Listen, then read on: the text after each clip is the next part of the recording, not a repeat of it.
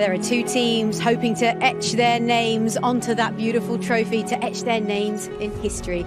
And I have the perfect lineup to discuss this final with me. Owen Hargreaves, Stephen Gerrard and Jolyon Lescott with me for the next hour. What a night we have to look forward to. But Stevie, you're back here for the first time since 2005. How do you feel being here at the Ataturk Stadium? Nostalgic, I think is the word. Special memories, a wonderful arena for the final. I think we're going to see a special game tomorrow. I came here today actually to do a little bit of filming for BT. I know it's a secret, but yeah, it felt special. It felt really good. Really good memories. Obviously, we won a fantastic game, a tough game. So yeah, really special. Obviously less nervous this time around now. Yeah, all relaxed, neutral in between these two Man City fans. So I've got my Inter shirt on for sure.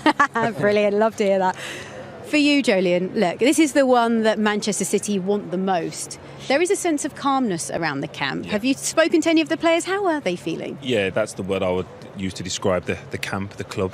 Calm. There's a sternly belief that it's going to happen. Hopefully that is the case. Different feel to a couple of years ago in regards to getting to this stage. And yeah, there's a lot at stake, not just the first, obviously, Champions League, but a treble as well, and to become an iconic and an immortal team. And the fact that they've been to a final before, it didn't go their way. But I guess sometimes when you lose in sport, it can add layers. It adds that extra something to you. Are they better equipped to go all the way this time around? It's a good question, Seema. It's tough. You know, we've been there. It's tough to lose finals, you know, with your club and with your country. It's one of the hardest things to deal with. But maybe that pain will push them forward. I think this team is a little bit stronger, a little bit more stable.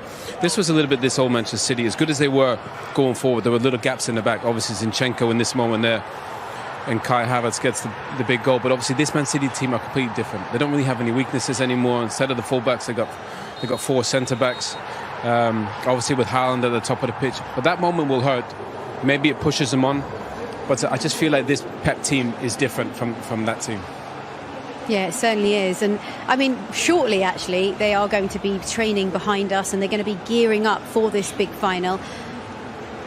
What does training and what will being out here today, Stevie, give them? What are they looking to do here? I think it gives them an opportunity to get a feel for the stadium, a feel for the service, get used to your touch, get a sweat on because they would have had a couple of meals today. They'll have a lot of food coming their way tomorrow when they're loading up carb-wise. And for me, I think all the work will be done. From a tactical point of view, I think they would have done all the hard work back home, privately. Tactically, Pep will drill them for the most of the week.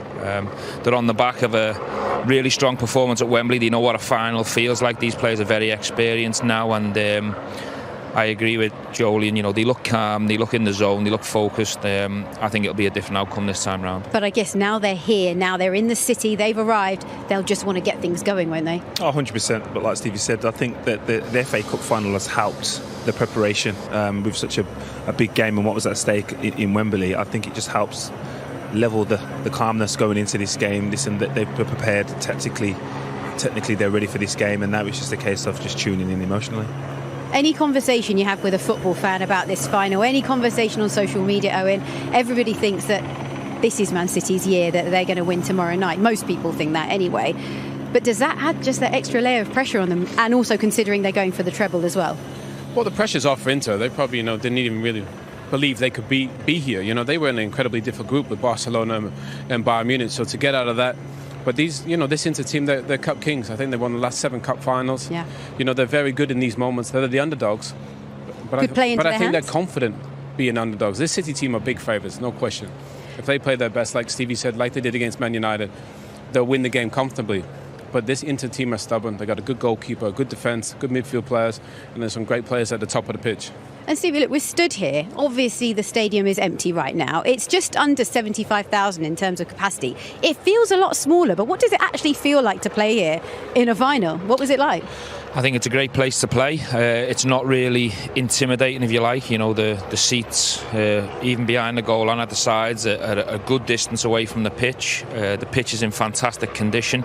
It'll be special tomorrow night when it's full. It'll certainly feel different. I'm sure both sets of supporters are really excited and ready to get behind the team. But if you think about the stage, what you need, 70,000 there watching you, perfect pitch conditions. The climate's good. It's not too hot. It's perfect to play football in. There's certainly no excuses for any team tomorrow. Okay, well, they've wrapped up the Premier League, they've wrapped up the FA Cup, they're going for the treble. So how are they feeling? Well, Des Kelly caught up with the City camp ahead of their trip to Istanbul. We could have celebrated 2 trophies, and to have the opportunity to go for another one on Saturday is pretty special. I think it's a mixture of feelings. We're excited. We're a bit, in these days. After the 2 days off, coming back again training with this feeling in the stomach, we want to arrive into the game. But yeah, very happy so far. Also celebrating what we did in FA Cup, that was great, and now focusing on the next final. Have you played the game in your head already, or a few times yet? No, I'm someone who can't think about it too much, or when I go home I won't think about it. I'll switch off totally from it, and when I'm here I can give everything to it. Then you're involved in it, then you kind of feel it. You haven't got that time to go home and switch off, and fully immersed in it, and it should be. I'm super excited. Does it feel like the Holy Grail, the thing you just can't reach? It's so difficult. Well, we've not won it yet, so as long as we don't win it, these questions are gonna come back every year. Yeah. But we've been so consistent, even if we have not won it. I think in the 8 years I've been here, we've reached finals, a lot of times semi-finals, quarter-finals. So we've always been in the top 8, top 4 teams in the Champions League. We've just not won it yet, and that's the only little thing that we want to change. I think we play very good football this season, but I think the fact that we're ending the season is the one I think we have to be most proud.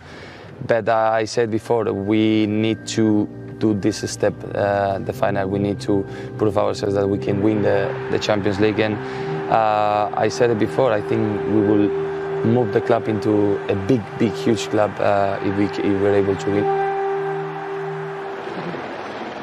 Well, we've talked quite extensively, haven't we, about how the players will feel coming into tomorrow's big final, what they will have learnt from the last final. But from a manager's standpoint, Stephen, you've been a manager yourself. What will Pep have learnt from back in 2021 when they lost out to Chelsea in that final? Well, I think he'll have learned that he's missed a big opportunity. I don't think it helps when you're playing a team domestically from your league. You know an awful lot about each other. It has that derby feel in a final.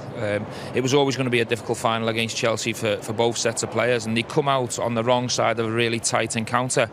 I think this time, playing a team from a different country, he knows he's got the better players, he knows he's got the better team. Tactically, we know he's a shooter. I think he'll be really focused. He knows he's done a special season, and it's just that last step that they need to go.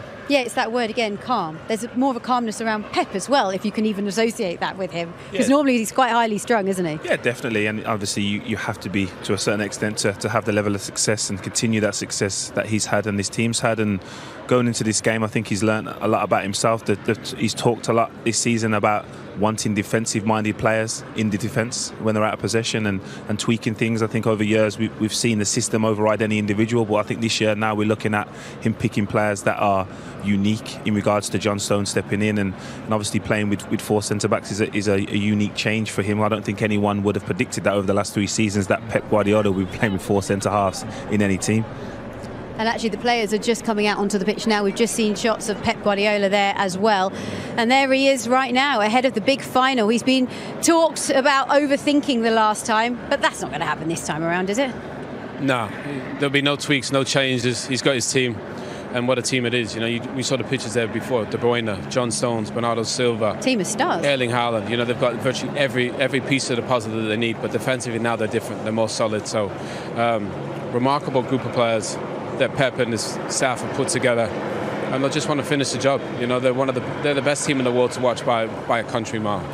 And we talk about expectations on the managers. Look, Ancelotti is regarded as the best manager when it comes to Champions League football. He's won it 4 times. Does Pep have to win it with multiple clubs to be in that conversation? No, for me, he's already in the conversation. I think the crazy thing and the amazing thing about this game and the way the media and social media works these days is Pep Guardiola still getting questioned about what he needs to do to be an iconic figure in the game. It's silly, it's stupid. He is the best at the moment. He's the best coach on the planet by a mile. He's done it with other clubs. He's changed systems, he's changed tactics, he's recruited well, he's solved problems, he's innovated the game, he's evolved the game. He has ticked every single box you can tick as a manager. Okay, he hasn't won the Champions League with City, but for me, even if he doesn't, which he will, I know he will eventually, even if he doesn't, he's still, for me, an iconic manager, and he'll go down amongst the very best. Agree with that? 100%. Like the way the game's viewed now at every tier of football in England, let alone the other countries he's played in. So yeah, he's like definitely a transformer and innovator. So he's a unique coach. He is unique. And let's have a quick word on Inzaghi as well, because it was only, a couple of months ago when we were watching Inter Milan playing, we knew his job was on the line. But he's turned things around in remarkable fashion. Yeah, he's a good coach. He's done a great job with this group of players. They're hard to beat, and they're good in these cup finals as well. And they know they're underdogs. But Inzaghi's done a magnificent job getting these guys to a final. And can they take the last step? They're underdogs, but I think they're comfortable with being underdogs. And let's not forget, he took over from Antonio Conte, who said this club don't match his ambitions. And here they are in a Champions League final. OK, well, I'll tell you something, gents. There are two guys that will be really happy to see Manchester City win tomorrow. Rio Ferdinand and Michael Owen. And here they are up on that platform where we'll actually be for the final as well, for part of the show. There they are, all the way up there. Gents, talk us through what you think might happen tomorrow night. Well, listen, thank you, Simo. Listen, we're looking at these two teams here. Obviously, Man City are huge favourites, but we were just talking before we came on air. There's only been one team in the Premier League this season that have beat Man City twice, and they played exactly the same way that Inter Milan are going to play tomorrow, with 2 centre forwards, 3 in midfield, 5 at the back. That's Brentford. So that's a template to look at, isn't it, for this Inter Milan team going into this game? Absolutely. I think Pep Guardiola is going to know that in terms of the shape and the system. I think when we look at Manchester City's shape and system, this is what we think they're going to go with. There is a question mark at the moment whether Kyle Walker's going to come through, but I think it'll be a like-for-like swap. But this is the formation when they're in possession of the ball. And, of course, this is the headline maker this season, John Stones, moving out from the inside, from in the middle of the area, Rio. And I much prefer it. Last season, there was a little bit of this, wasn't there? There was full-backs coming in and doing the job of Stones. Cancelo from the left-hand side coming in as well.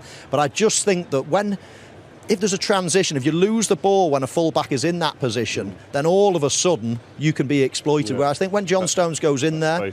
Exactly. And when John Stones goes in there, I just think they tighten up as a back three. And it's a pretty solid unit then. It looks much better. And I just wonder as well, when I say that, and I stand there and think this would have been an absolutely ideal role for you to enhance your, when you were playing, to enhance your sort of game as well. And Pep Guardiola's getting the best out of all these players. Yeah, and he's seeing certain traits in players, and he's asking the question, can you do this? And he's given the opportunity to do it. I think Rico Lewis went in there earlier from the full-back position, but then Stones has gone in there, and it's been a revelation since he's gone in there, and he's gone on again as a player, and he's brought new things to the game. But what he does do when he goes into these areas here is he solidifies that midfield area.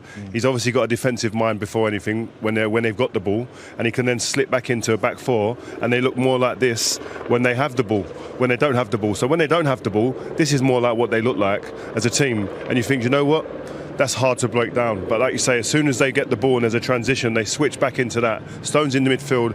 When he drives out of the ball, then he's asking a lot of questions of this Inter Milan team. Who's going to come to me? Who's going to jump out of your positions? And once that happens, I think that's a trigger.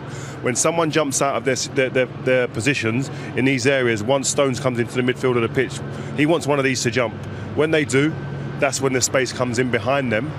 And then the likes of Grealish, the likes of whoever, Bernardo Silva, etc., come into them positions, De Bruyne. A whole host of problems arise when someone jumps out, but you've got to bring them and entice them out.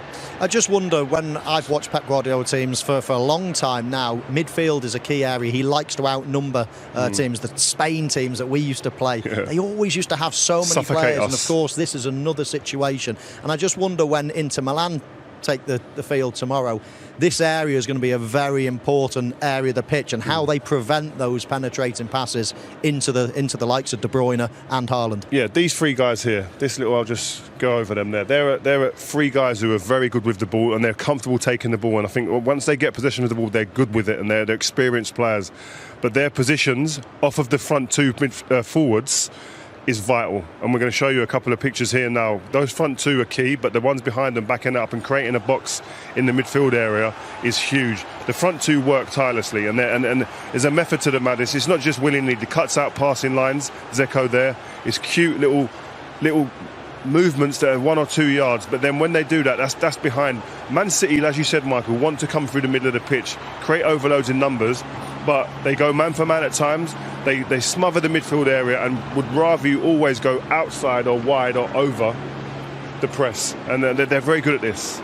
Yeah, and they're good at creating that box in the midfield area with their two strikers. But a lot of people think it's an attacking way of playing, and it is having two strikers, but they don't have to do a lot of work as well for the team, and they get numbers into the midfield there. And we saw just a few seconds ago the way they will go man-to-man as well right at the start. But that box in midfield is absolutely key, the numbers that they get to prevent those balls into forward areas. And that's what they're saying there. Another example here, go around us. You're not going to come through the middle of us where we know you're strong, where we know that you want the ability to get to the likes of Gundogan and Kevin De Bruyne. You're going to have to go over or around us, and here, the front two again, getting inside, blocking shots, blocking passes, and them lines through the transition, through the middle areas of the pitch, an area that they're going to have to work hard tomorrow, Manchester City, if they're going to get through that area. Yeah, I think it's fair to say City are going to have most of the possession, and Inter Milan are going to be on the counter-attack, but it's just interesting how they're going to prevent that overload in midfield tomorrow, Seema.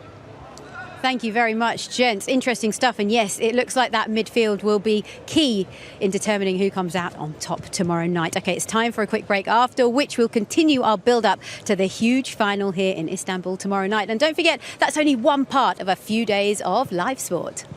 Don't both of the Jameses just look like they have had the best season ever? They're just constantly on holiday in Milan. They are, aren't they? But look, let's talk about Inter Milan, because defensively, as the gents suggested, defensively, they've been brilliant. 8 clean sheets in 12 Champions League games. What has impressed you most about them? Just the organisation. When you talk about defence, it's not solely the defenders. They defend from the front. They revert back into a compact, well-organised system. And over the years, that's probably the formation and the setup that's frustrated Pep and Manchester City the most. The guys touched on Brentford, also Spurs, who on a one-game basis have probably caused Manchester City the most frustration and the most pain in regards to taking points away from them. So this isn't a foregone conclusion that City are going to dictate the outcome of this game just because they're so impressive with the ball. These guys and this team are so organised and equally as enjoyable playing the way, the style that they adopt as Man City are as well. Yeah, and as the guys were saying earlier, out of possession, what they revert to a back five, they play with wing backs. That's a big part of their setup. They have a clear identity. You know what you're going to get, Owen. Yeah, I mean, just saw Onan in the picture there. What a fabulous goalkeeper he is. Brilliant. You know, he's brilliant with his feet. Great shot stopper. You know, James touched on the 3 centre backs who are terrific. Bastoni, the left sided one, good young player, good on the ball. Acerbi, you know, with his experience in there. And Darmian's played great in that back three. But the midfield three as well, they're all little ball players. Retouched on it. They can play when they get it. But at the top of the pitch with Martinez and Dzeko, they've got a threat as well. So it's a well-constructed team. They play to their strengths. They won't have much of the ball, probably 30-35% possession. But they're finding a way to win these knockout games. 7 wins in a row in cup finals. Tells you all you need to know. Now, Stevie, we were actually stood here watching them training earlier on. That footage was from just a few minutes ago. What did you notice? Anything stand out for you? They've done more than I thought they were going to do. I think on days like this, it's normally a warm-up, a stretch, you know, get a bit of a sweat on some small possessions at best. They had a tournament, if you like, a goal and off type of game, 8v8 v8. It was intense. The tackles were flying in. But what I would say is they look sharp, they look ready. They seem loose, didn't they, Stevie? They look loose, they look like they were in control, they were calm. And, you know, in knockout football, anything can happen. I wouldn't be standing here if it weren't for cup football. That's a fact. You know, from a Premier League point of view, I didn't win the Premier League. I won a lot of cups, knockout games, and being in a dressing room in a one-off game against any opponent, you've always got that boxer's puncher's chance. Yeah. And that's what Inter have got. I've been in a similar situation to Inter. We used to look across to AC Milan before the ball was kicked and go, wow, world-class players. That was a World 11 in 2005. It was a World 11. They were all probably operating in the top 30 footballers in world football. They had Carlo Ancelotti, who was a born winner. So you're massive underdogs. But in cup football... Stevie's sorry, boys. Yeah, he's hurting me. Yeah, this is like... This is Joel, listen, I fancy City. I fancy City to get it done, whatever way it takes. But in the Inter dressing room, as you say, there was a nice piece there from both Jameses, and they said, like, City are obsessed because that many people are talking about it and there's that much pressure on them. For Inter, they can relax and go into this with nothing to lose and just give it everything they've got, and it might be enough. Yeah, Inter Milan deserve to be in this position of the competition, and they'll genuinely believe. I was lucky enough to speak to Edin early in the week, and they genuinely believe they're going to cause enough problems to win this game. So I think if it was a case of two legs, I'd be more confident that City will get enough opportunities to score enough goals to go through. But in a one-off game, you just need a little bit of luck, and it's better to be lucky than good. Well, key to unlocking Inter's defence will be a certain star City man, and that is Kevin De Bruyne. He caught up with Rio Ferdinand and Michael Owen earlier on this afternoon. Thank you for coming and joining us, Kevin. Before we start, I have to just touch on one thing, and you can clarify this for me. Michael, since we got with this interview with you, we knew it was coming. He's not stopped telling me that you loved him as a young player. You looked up to him. Can you just confirm that for us, please? Yeah, that's true. You're never going to be a defender, was it, Rio? I was hoping you'd say no. On to serious matters. Kevin, first of all, we all debate. We've been debating since we've been out here. This Manchester City team, one of the great teams visually that we've seen. Do you feel as a player that winning the Champions League almost makes this team complete? Well, I feel it's the final step that we've not took yet. I'm not that kind of person who compares these teams. You know, I just enjoy seeing good football, and to be honest, like, it's been an incredible 8 years, and we've won so many things, played so good football. So I'm happy I'm part of the process, and you know, it's very enjoyable to play football this way for me. So yeah, that's it. You say that you've been here 8 years, Kevin. You've been like some fabulous moments. Where would you rank this team in those 8 years that you've been here? Oh, it's so hard, you know. Obviously, I think in the end people will compare it on what you win. I think playing style, okay, 1 year is maybe a little bit better than the other one, but I don't even know how to compare when we had 100 points to having a domestic treble. And imagine if we could win tomorrow. Like, how do you compare it? Like, at least I can say, like, I've been able to be in all these teams and so many good players. So, you know, that's it. Does winning the Premier League and the FA Cup so far add to the pressure in terms of now it's the treble, or does it help you? It gives you confidence going into this match? I feel it puts the pressure a little bit away for me. I can't speak for anybody else, but I think we should just take this game and enjoy it. You know, we've had an incredible season no matter what happens, and hopefully we can begin relaxed at the game tomorrow and just try and play our football that we can do, and yeah, hopefully win the game. How has your manager Pep been this week? I mean, he's obviously got the experience of winning the treble when he's at Barcelona. Yeah. This is something that you guys are on the cusp of doing. How's that experience? Has he given you any pointers this week to calm the nerves, etc.? To be fair, I don't feel like there's been a lot of difference. I think after the FA Cup we had 2 days off, so it's just a little bit of relaxed time, and then we had two days, Tuesday and Wednesday, where we did more tactically, physically, and I feel like yesterday we had a little bit of a down day, and today you can't do too much anyway. So I feel like it's been a pretty normal week in comparison with with everything that is happening. But I think that's the thing. No, if you keep it as normal as possible, it doesn't feel too weird. And a lot of people make a lot of, certainly we do, that when Pep tweaks this system, when he brings a new thing seemingly every season, how hard is it as a player to adapt to this new way? Obviously, it's the John Stones role this season has changed a little bit with City. How hard is it to adapt as a team?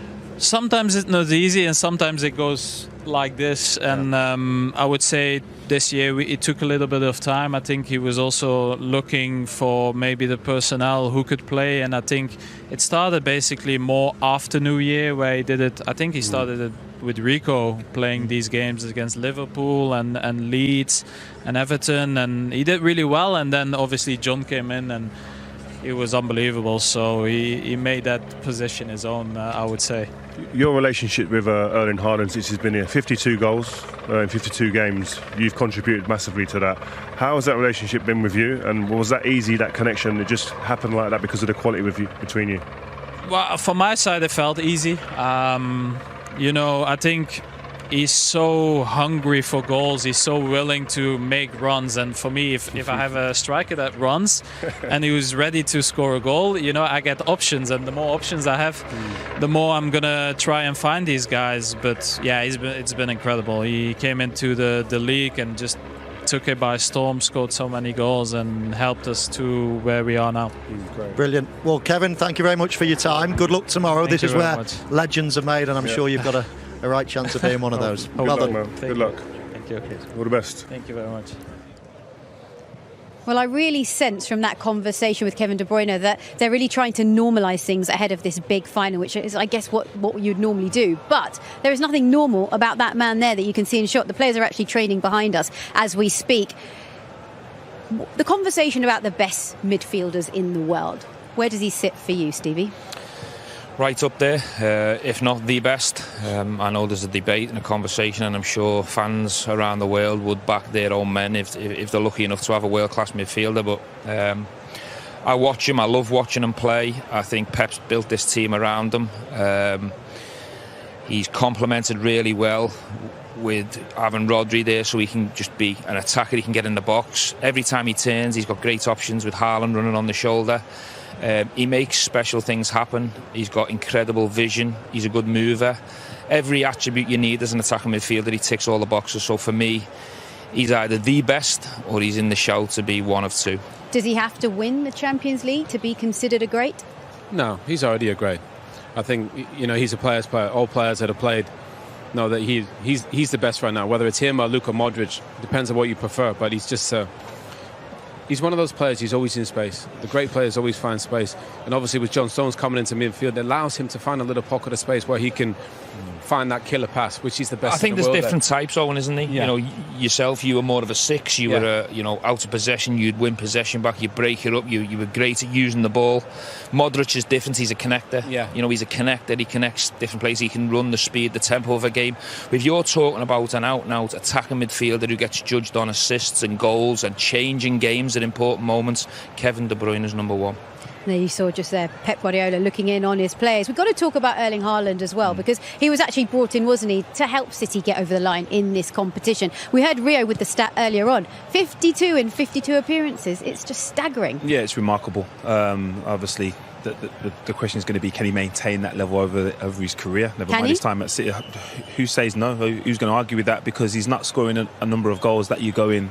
That's unachievable. Like, his positioning, his instinct in the box is unique. I think that's what sets him apart from most. But yeah, he's came into the team, and I think what he's done, he's created an opportunity for, like Kevin touched on, for them to put in balls in areas that defenders can't defend, but only he can reach. I think if you reference the Dortmund goal, there was a goal against United and the one against Southampton later on in the season, that there are opportunities only for Erling Haaland. There are opportunities for Alvarez or anyone else in the league. It's a case of, I can put the ball in an area that his athleticism allows him to get there. So I think that's what separates him from a lot of strikers. As a former player, captain, as a manager, ever seen a player like him before? No, I think he's an outlier, isn't he, in terms of football, in terms of body shape, his movements. He's a freak in a real good way.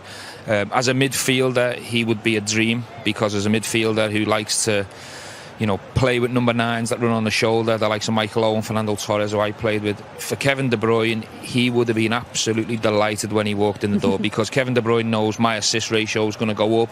I'm going to have an option every time I turn in the space. For a number 8 or a number 10, he's an attacking midfielder's dream.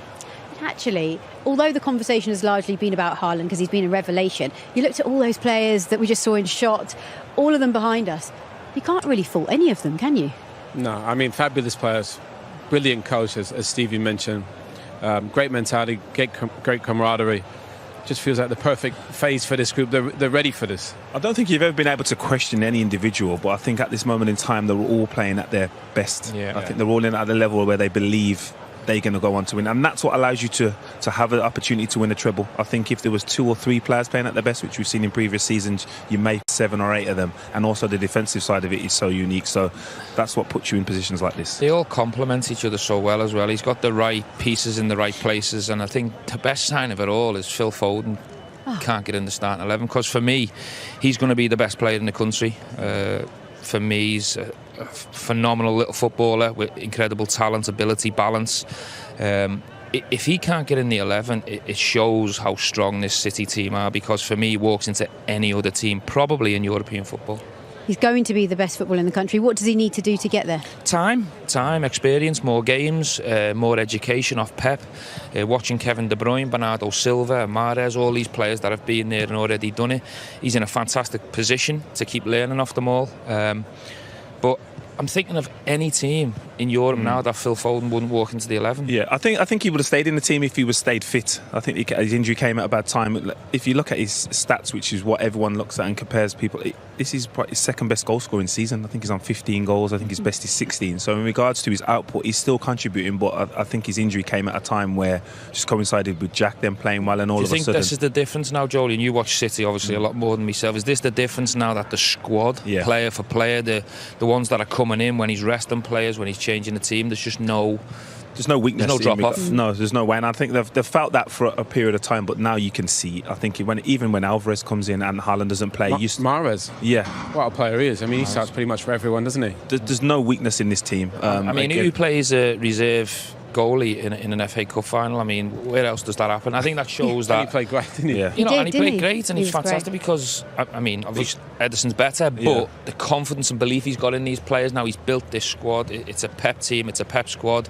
and there's very little weakness in there. Yeah, they are unstoppable, aren't they? Well, we'll continue talking about this incredible group of players straight after the break, and actually the football